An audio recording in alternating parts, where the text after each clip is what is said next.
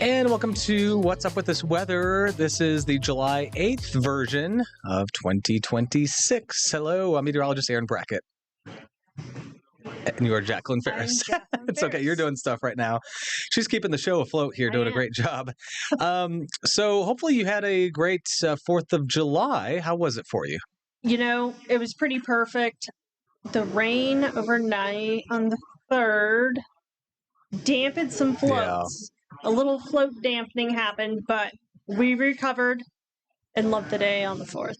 And a lot of fireworks celebrations were actually canceled or postponed on the 4th because of the thunderstorms that came through. A lot of them actually happened Sunday evening. I believe Yukon was one of them.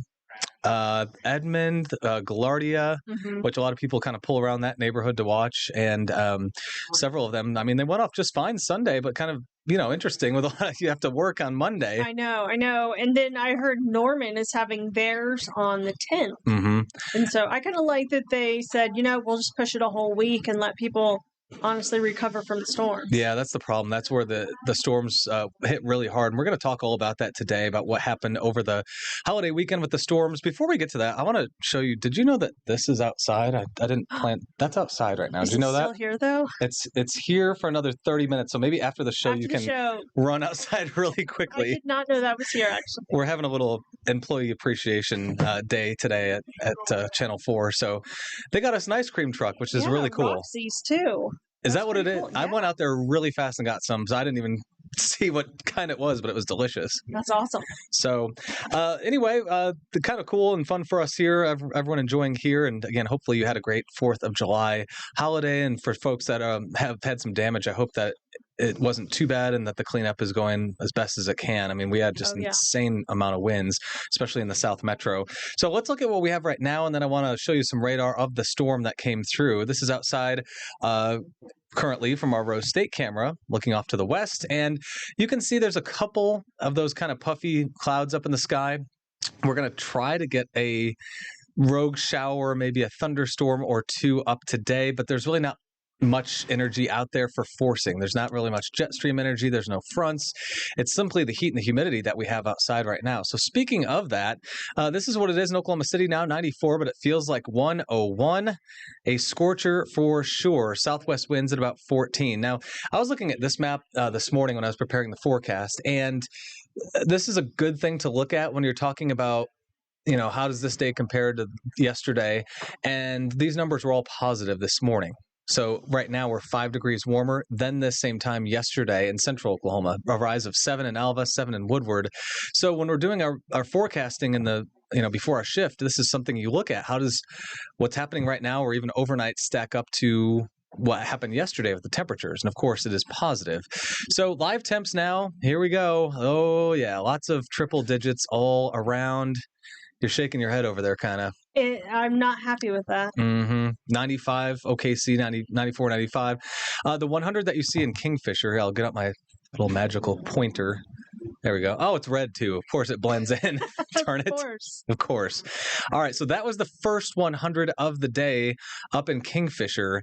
Just about 12:20, I believe, is when that started. So you can see up here in Harper County, 100 in Buffalo, a couple triple digits down here and in the Panhandle. But out of 120 mesonet sites, Kingfisher was the first today, which is pretty interesting. If I'm being honest with you, it's more of a concern with what does it feel like?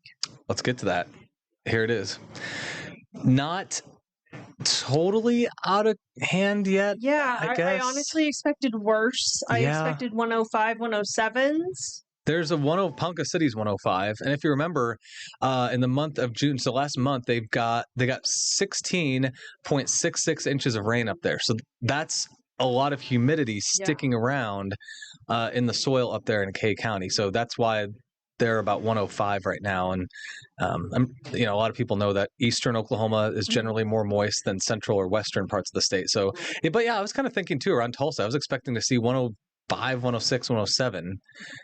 But other parts of the nation are absolutely feeling it and not far from us. Yeah, really. The heat dome is not that far away, as you can kind of see right here in this heat index clip. Here's the wind. So this is interesting to look at. So getting my pointer back here. And it's still red, so we can see it now. There we go. So Ponca City has a south wind at 8, but notice Alva, Woodward, Clinton, Altus, even Oklahoma City, it's a southwest wind. So this desert dry hot air out here in the Caprock of Texas is coming up. And when you have less wind or even a north wind over here, this is more humidity. So the dew points in these areas are actually higher.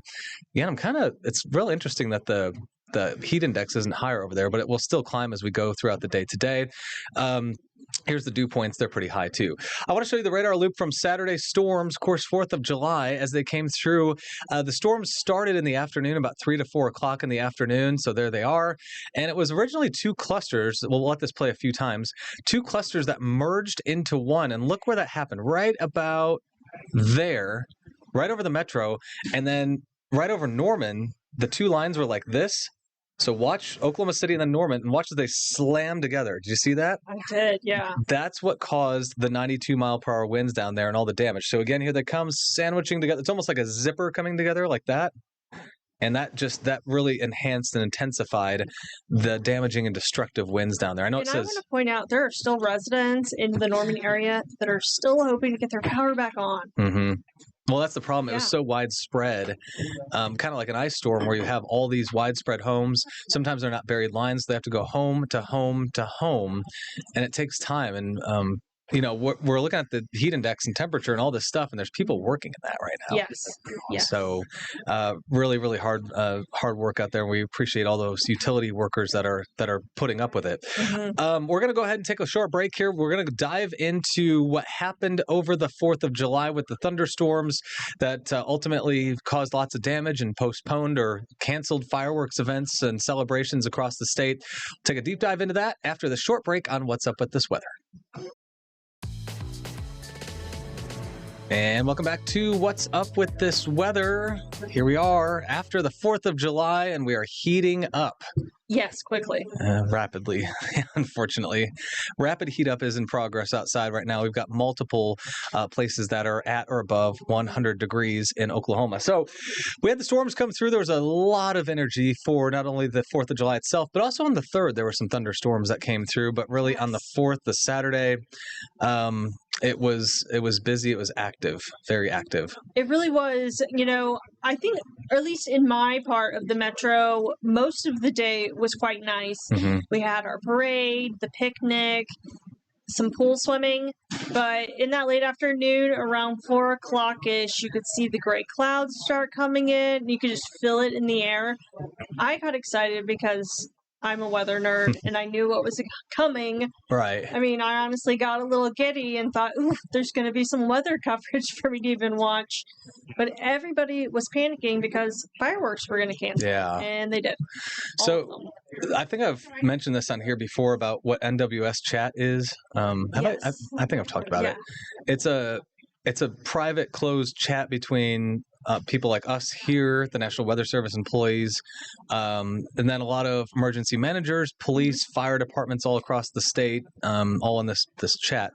And I'll admit, for the 4th of July, we were out east, so we were not here during this, but I was looking at chat, and there were a lot of people that were asking the Weather Service and all these questions about, I have until 5, I have until 6, I have whatever to cancel or postpone, and the chat was flooded. I mean, it was a lot of people that were having their eyes in the sky and all that. I appreciate it because that means they were very concerned about all the residents that would be coming out in droves for fantastic fireworks. So I went back today too, before we get into our images and videos. There's a way to go back and look at lightning strike counts. And during the 4th of July, so for the afternoon and the evening and the overnight, I got a count of the lightning strikes. What do you think? How many lightning strikes? Just throw a number out there. Over the 4th of July. For the 24 hours? For the whole state. Oh, over 50,000. That's a really good guess. 76,000. I mean, when I was thinking about it, I was like, I could guess maybe 50,000. I could guess 200,000. I don't know. 76,000. That doesn't surprise me. If I would have not been on the hot seat, I feel like I would have gotten a little closer. Oh, I think you had a great The answer. light show was fantastic. Yeah. If you like lightning, it was great. If you like lightning, it was great. That's for sure. So let's dive into this here. This is a photo of the wind gusts from the Oklahoma mesonet. So notice a couple things here. The storm started in northwestern Oklahoma in the afternoon. You had a 46-mile-per-hour wind gust at Woodward and then a 61 at Sealing. So that's in the northwestern parts of the map there. Northeastern Oklahoma had another little section of storms that came through with winds topping 68. And then, of course, what grabs your eye is the 90 in Cleveland County, which is Norman. And that was followed after a 67-mile-per-hour wind gust in the Oklahoma City metro. And actually, it's not a part of the Oklahoma mesonet, but the airport in Norman, which is a different system, measured a 92-mile-per-hour wind gust, which is absolutely incredible. We have some photo of the damage reports, or a map rather.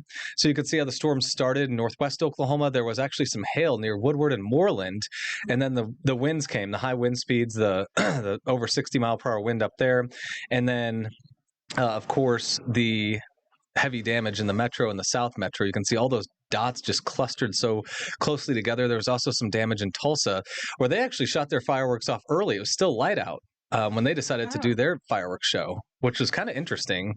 So instead of postponing, they did them early. So that is interesting. It was bright out. Yeah. You could see them, but obviously not as well as when it's dark. But I found that interesting. Let's look at some. Mark Dillard was out as one of our many trackers on the 4th of July, and he was kind of every which way with the not only the thunderstorms, but the fires. So there's a wildfire right there. This is west of Kingfisher, sparked by lightning. So what we saw with these thunderstorms is that there was a lot of lightning that occurred outside of the thunderstorms. So some areas either didn't get rain, or the rain was kind of held back a little bit. So folks were out there not only fighting the wildfire, but also dodging lightning strikes at the same time. So it was especially dangerous for those firefighters. Oh, yes, especially in this instance right here. Kingfisher, a rural area, so it's a rural fire department, probably relying on volunteers on a holiday weekend. Very stressful situation, RV when things are pretty dry. Yeah. Yep. And of course, the wind with nearby thunderstorms can just fan the flames even more. So that was, just reading my notes right here, that was west of Kingfisher. Kingfisher Fire Department was dispatched, and they quickly got a handle on the fire, so that's really good. Let's go to our next video here. This is kind of as storms rolled into the metro. So this heavy rain and high winds, just blinding driving conditions. This is on Morgan Road near Southwest 29th. The truck left the roadway and was partially submerged. You can see how it's tilted. See the headlights, how it's kind of tilted right there, and submerged in high waters. The ditch filled up quickly. And I mean, I can't. We talk about it all the time. I hear it out of all the meteorologists and storm chasers' mouths. I know what you're going to say, but say it. Turn around. Don't drown. That's right. It seems so obvious. It seems so obvious, but once again, people trust themselves or their vehicles far more than they should. And I feel like this person is lucky that this probably turned out well for them. They survived. Yeah, I mean, it could have just tumbled and kept going down in the ditch for sure. So that's, not a good thing right there. Let's go to our next clip. This should be the South Metro. Yeah, there it is. So northeast, near 48th Northwest and Robinson. High winds caused damage in the South Metro. So you can see right there, sheet metal bent in and around fencing at a horse ranch near 48th and Robinson. Several horse sheds were blown apart. And I'm reading my notes here from Mark, who shot the video. And possibly a large barn that sat off just off the roadway had some significant roof damage. So, I mean, this is the kind of stuff that you typically see in tornado damage, but also 92-mile-an-hour winds. It's like a weak tornado right there. I was going to ask, can I ask a question? Yeah. And in regards to the EF scale, how would the 90-mile-an-hour winds that we saw in Cleveland County compare? So that's going to be, it's about an EF1 tornado. So, the thing about this is a tornado can kind of come and go fairly quickly. Especially the smaller tornadoes, maybe you get tornado winds for 10, 20, 30 seconds or so. A burst. But this is this is straight line winds that kind of kept going for a while. So More sustained. Yeah, sustained damage producing wind. So that made it especially damaging to folks that were caught in this. So I mean that's definitely a big deal right there. And then in Cleveland County, they're still cleaning up. We looked on the OG&E watch on the break, and you said they still had residents without power. 17, yeah. Which, to those 17, this is a massive deal. Of course, and with our temperatures like they are right now, we've heard of restaurants in the Campus Corner area that lost so much of their inventory. Oh, man. Because of power outages. But we did hear from city officials, and they're going to start picking up all the debris and trash, but you have to get it to your curb. And they're going to start doing that, I believe, July 9th. That's really good to pass along. Yeah, we wanted to pass that along. You had that information. We wanted folks to know about that for sure. And the last bit of information, the fireworks, Reeves Park, July 10th. Okay. And that's something to look forward to. That might be highly attended because other people across the metro might want to go see too. That's what I'm thinking. Get your lawn chair ready. Get your lawn chair ready. Yep. Let's go to, it's either our last or next to last clip here. This is kind of along the same way. Robinson 48, the trampoline. Everyone's favorite. They always go airborne, but this one was hung up in a downed power line. So two things that you typically see combined into one. So you can see that sign bent over, and look at the power line and tree damage all over the road. And I'm still in awe of the lightning show that we had. It was impressive, and it really did catch people off guard. They were not expecting this. Yeah. So a storm of this magnitude, they did trigger the wireless emergency alerts on people's phones, and for really good reason too, because that was, again, the same as an EF1 tornado. EF1, 86 to 110 miles per hour. So kind of in the low end EF1, but not an EF0. I mean, significant. Do we have time for our last clip? We have time for a break. Okay, we'll take a break and we'll get to that here and kind of wrap this up and look forward in our forecast after this break on What's Up with This Weather. Yes. And welcome back to What's Up with This Weather. Here we are, firmly into July, firmly into the heat. That's for sure. Yes. Have you guys been going to the pool a lot? You Playing outside in the sprinkler or something? You know it. Just trying to stay cool. A lot of air conditioning time, I admit. A lot of AC time. Yep. A lot of AC time. Yeah. So we're going to get through this here. Again, I say this all the time, and it's just, I hate so much when we have to do a story about a child that was left in a car seat. I know. Check the back seat, please. Yes. Please, please, please. Leave your purse or your phone or your wallet. What's great is leave your phone back there because then you're not tempted to text and drive. That's an idea. And then you're going to check the back seat, Some people even go to the extreme, and I used to laugh, but now I get it. One of your shoes. Yeah, go ahead. I mean, honestly. Because that's going to feel so uncomfortable when you get out of the car. You're going to immediately want to get it. So you're going to check the back seat. Anything that you can, please do it. Absolutely. Let's kind of dive back in here. We got one more clip of the severe weather, and this one is at Max Westheimer Airport, which is when we say, a wind gust or a measurement or whatever at the Norman Airport, it's Max Westheimer. This is where the 92 mile per hour wind gust was measured. So what you're looking at right here, hangar doors were torn off the hinges and the tracks by the high winds, and planes on the tarmac afterward were inspected for damage. There was some loose debris blown around at nearby construction areas, which I think we're kind of looking. So there's the plane inspections right there. Oh, I mean, I'm sure they waited until daylight to do a full inspection, but they're just kind of looking at them. And this comes on the heels of, if you watched the last episode up in Stillwater, I think that was an 86 mile per hour wind gust. That one actually flipped planes that we brought to you live, and we showed that. Yes. So the airports have been taking a beating for sure. Yeah. Lately across Oklahoma. So, I mean, that's pretty incredible. That was Mark Dillard, who was bringing this video live as our trackers were kind of crisscrossing the metro, and after the storms exited. So it was quite the 4th of July for sure. For sure. So before we end the show, this is kind of funny. We've had so much content lately on What's Up with This Weather that I produce, or I don't produce, you produce, but I try to find a weekly this week or this month in Oklahoma weather history. And this one has been pushed back. How many weeks? What do you think? Well, 4, 5, honestly, 6 weeks? We're going on probably week 4. This is week 4. Because it was for June 13th. So.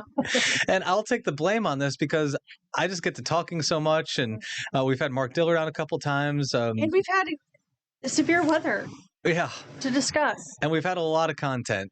For sure. Now, it'd be great if we get less of the severe weather content. Yes. And hopefully we're going to do that. But for now, we can finally talk about this. I've been putting it off. Here it is. This week, not really, last middle of the month in Oklahoma weather history. Yes. We're going to go back to 2010, June 13th and 14th, absolutely historic flooding in Oklahoma City. So what happened here, widespread thunderstorms produced 6 to 10 inches of rainfall in just a couple hours' time. It was just horrible. Numerous roads and even portions of the interstates were closed due to this, and several swift water rescues had to happen. You could see the fire department right there, and a lot of people know this area. So near the Walmart and the Hibden Tire, it floods quite often, Penn and Memorial. Yes, that was the spot. Yeah, but look at that. I mean, it's over roofs. I mean, that is just, and look at how the water is really moving too. It's really scary. Mm-hmm. So there you go. They can see, once your hood gets into it, you're done. I mean, your air intake and your electrical system will be shot. So was that the forewarned stuck? Yes. Who was driving? Aaron Brackett? That, I saw that. I'm like, surely that's not. And it zoomed in. It did. I've seen that. Saw that. I did not know that. Oh no. Right there. Oh no, that's it right in the middle, isn't it? That was a turnaround, don't drown. Oh no. To be fair, I started working here in 2013. This is 2010. I shouldn't have pointed that out. Oh no. Somebody would have seen that though. And that's okay. Full disclosure. I'm going to ask around about that. Well, that was an Easter egg. If there's ever one. Somebody here didn't take our own advice. And look what happened. Yeah. I bet they got a talking to after that one. Whew. All right. A few more facts here. Several swiftwater rescues were required. Mm-hmm. I don't know if one of those involved that vehicle. Sadly, in the flooding, one person lost their life and 136 people were injured statewide. That's a lot more than I would have guessed, obviously. That's horrible. Yeah. Will Rogers World Airport recorded an astonishing 7.62 inches of rain in that one day, setting the all-time daily rainfall record for the airport. And damage, crazy.